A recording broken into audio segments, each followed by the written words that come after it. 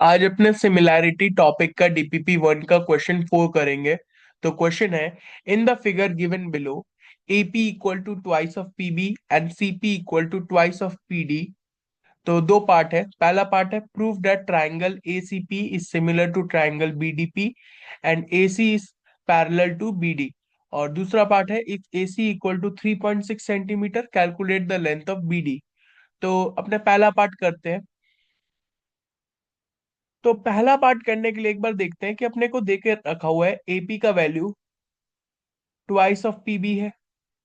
तो इससे अपने कह सकते हैं एपी का वैल्यू बाय पीबी का वैल्यू ये 2/1 होगा। और सीपी का वैल्यू ट्वाइस ऑफ पीडी का वैल्यू है। तो सीपी बाय पीडी ये आएगा 2/1। अपने ये लिख सकते हैं CP by PD equal to 2/1। अगर इन दोनों को अपने कंबाइन कर दें तो अपने लिख सकते हैं AP by PB equal to CP by PD equal to 2/1। ठीक है। तो ये जो अपने को दो साइड्स पता चल गए और दोनों साइड्स के जो रेशियो है वो सेम है। अपने को ये पता चल गया, मतलब दो टू पेयर है ऐसे साइड्स के जो जिनका रेशियो सेम है 2:1 का। तो ये एक पता है।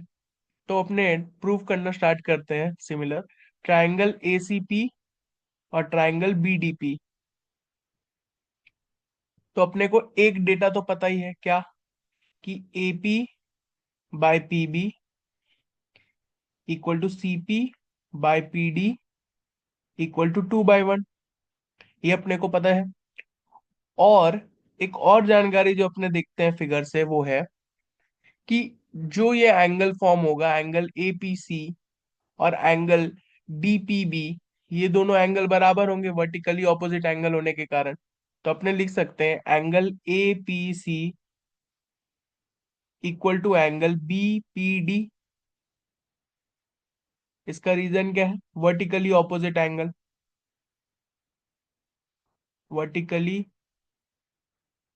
Opposite angle.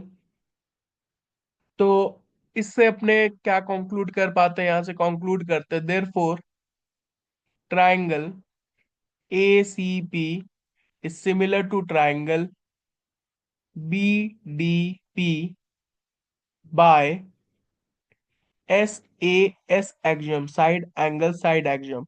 यहाँ पे जो एंगल होता है वो इंक्लूडेड एंगल होना चाहिए। तो अपने देख पा रहे हैं एपी और सीपी के बीच में इंक्लूडेड एंगल यहाँ पे एपीसी है, और बीपी और पीडी के साइड के बीच में जो इंक्लूडेड एंगल वो बीपीडी है। तो अपने प्रूव कर लिया है। और एक पार्ट जो प्रूव करना है, AC is parallel to BD. तो AC is parallel to BD के लिए अपने एक चीज देखते हैं, ये जो एंगल सी ए पी होगा और एंगल पी बी डी ये वाला, अपने जानते हैं कि अगर सिंस ट्राइंगल, कौन से दो ट्राइंगल थे, ACP and BDP, since triangle ACP is similar to triangle BDP, तो अपने इसके इन्फरेंस से लिख सकते हैं कि सिंस ट्राइंगल सिमिलर है तो angle C A P equal होगा एंगल डीबीपी के, एंगल डीबीपी के। अच्छा, अगर अपने यहाँ पे देखें कि ये जो दो एंगल है अगर सेम है, तो ये अगर AC और BD के साथ अगर ध्यान से देखें तो इन दोनों पेयर ऑफ साइड्स के साथ ये अल्टरनेट एंगल फॉर्म कर सकते हैं AB पर। AB पे एंगल CAP और एंगल PBD अल्टरनेट होंगे। तो अपने लिख सकते हैं since the angles CAP and angle DBP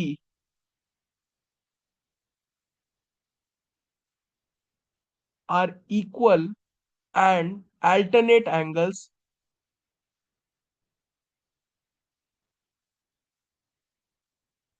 since ये इक्वल है और अल्टरनेट एंगल्स हैं, तो इसका मतलब अपने लिख सकते हैं देयरफॉर एसी और जो बीडी होगा वो पैरेलल होगा, therefore AC is parallel to BD, क्योंकि अल्टरनेट एंगल्स फॉर्म हुए हैं, मतलब क्या होगा, साइड्स जो होंगे वो पैरेलल होंगे।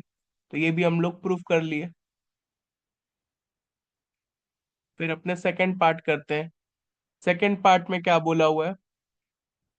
सेकंड पार्ट में बोला है, if AC equal to 3.6 centimetre, calculate the length of BD। तो अपने को पता है ट्राइंगल ACP सिमिलर है ट्राइंगल BDP के। तो यहां से अपने लिख सकते हैं AC/BD equal to CP/DP equal to AP/BP।